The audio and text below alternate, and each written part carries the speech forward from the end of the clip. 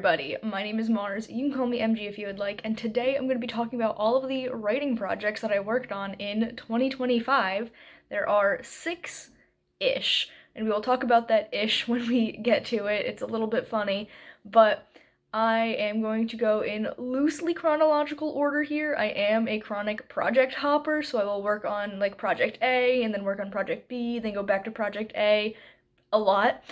But we're going to roughly start at the beginning and go all the way to the ones that I've been working on later in the year. I have made a tiny little baby mood board for you guys to get a little bit of the vibes of each project, and we're going to talk about the work that I did on them, and I am excited to do this because I love working on my projects and I love talking about them with you guys, so this is going to be a nice little snapshot of all of the stuff that I got done this year with regards to writing. Obviously, I did more than write this year, but we don't have to talk about that stuff here. So first, we're going to talk about Salvation, which is the shortened version of my new adult queer religious horror standalone novel. The full title is The Last Train from Salvation, and during this year, I outlined it. I did a first draft, I then edited that draft a little bit, and then sent it off to beta readers, and I processed the beta reader feedback, and it needs a lot of work. It kind of needs a huge overhaul, and I know some of the things that need to change, but not all of them, and I am just not ready to tackle that large of a project yet, which is why I put this down, but I am still very passionate about this project. You will see that some of the vibes of this will show up in a later project because they're vibes that I just really enjoy writing about, so that's fun. I also have a couple of books that I think could be comp titles for this that I want to read and see if they're actually similar-ish to what I want to write, and that can maybe give me a little bit of direction on how I want to tackle these huge changes I want to make. So yeah, a lot of progress made on this one, especially in the late spring into summertime. I did work on it in January. That's when I wrote the first draft, which is why it is first on this list, but the bulk of the work got done right in the middle of the year. Next up, we have Frostbite, and this is my adult fantasy romance standalone question mark. It might be a duology, but not in the same way as the next project I'm going to talk about is a duology. So for Frostbite, it is one romance in this book that I have the idea for, but there could be a second book where it's a romance of two other characters in this story. I'm not really sure about that, but I've done a ton of world building and character work for this, and I have a loose outline. I haven't really gone into depth with specific scenes and everything, but I know the story arc and the character arcs, and this is a kind of dark story. I really enjoy the vibes. There's vampires, that's the fantasy element, and it's kind of almost sort of a Beauty and the Beast retelling in the first act. It has the same kind of arc, I guess we could say, but it's not a one-to-one for the whole story, you know? But yeah, I really enjoy this one, and I hope to get back to it soon, but probably not. The thing is that I worked on this at the turn of winter into spring, and it really is such a wintry book. I mean, it's called Frostbite, that I didn't feel like working on it anymore.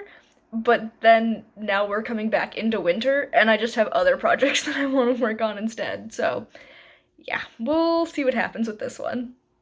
Next up is Whimsy, and this is my adult fantasy romance duology, and this is a duology in the sense that both books follow the same couple, and I have been working on this so much this year. This is probably the project, either this or Salvation is the project that I've put the most work into, so I've been working on it sporadically the whole year. A lot of the times I worked on it in the first half of the year, it was world building and character stuff, and outlining this first book, figuring out that it's not a trilogy like I originally thought it was, and that it is actually only a duology, which that makes me feel a whole lot better about this project. That epiphany was life-changing, genuinely.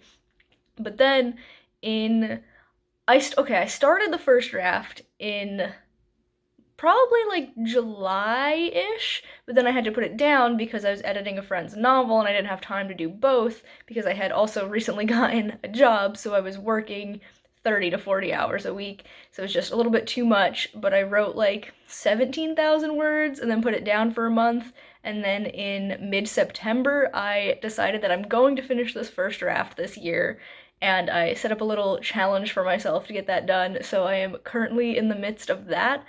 I would say I'm about 75 to 80% of the way through that draft. It's probably going to end up either just at or just above 100,000 words, which is so many, but I am still trucking along and I'm very happy with how it's turning out. It is turning out a lot different from my outline, but that happens a lot with me.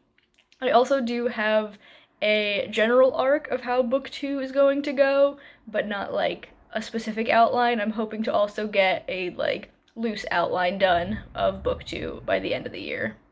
And next we come to that ish part of the 6-ish stories that I've worked on, because this one isn't exactly one story, it's 4 ideas for horror short stories slash novellas. They're all like random ideas that kind of have nothing to do with each other, and I've got like a little plot for each of them, but that's really it. I haven't outlined or drafted any of them. They're kind of just vibes right now. I don't know why I was in such a mood to do this over the course of like a week or so, but I just like kept coming up with these like, ooh, that would make a cool idea for like a horror short story. And will I write them? Maybe, I don't know, but they were still very fun to think through as they came to me. Okay, I had to take a break from filming for a minute there because my boyfriend was making a lot of noise in the next room, but I'm back and I'm here to tell you about the penultimate project that I worked on, and this is quite contrary. This is my new adult dark academia sapphic sci-fi horror standalone. Lot of qualifiers there. And of course there's gonna be a loud vehicle going past. It's fine. This, I have done a lot of world building and character work, and I also have an outline. These cars are being so mean to me.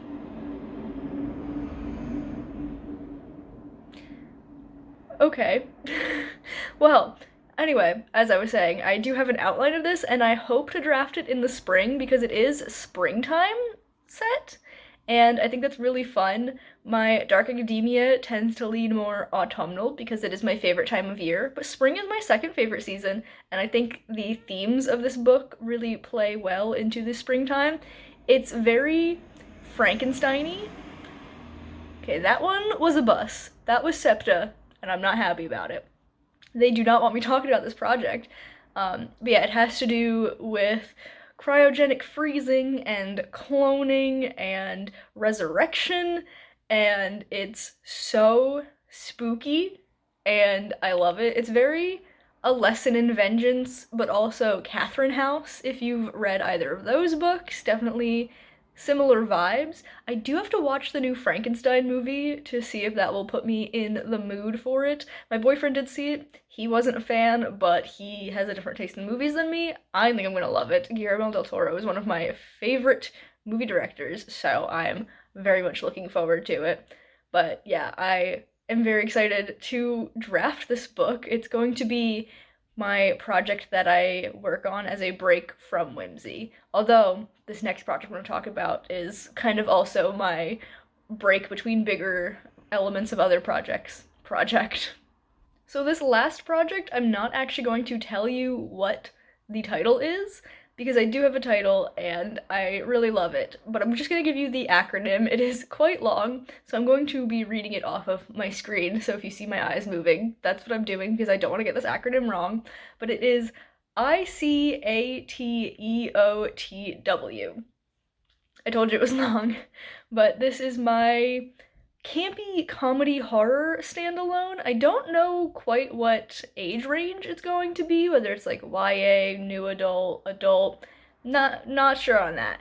But this is genuinely just vibes at this point in time. I have not written down anything for this project. It is just a Pinterest board and all the thoughts in my head, but it's one that I've been thinking about for literal months.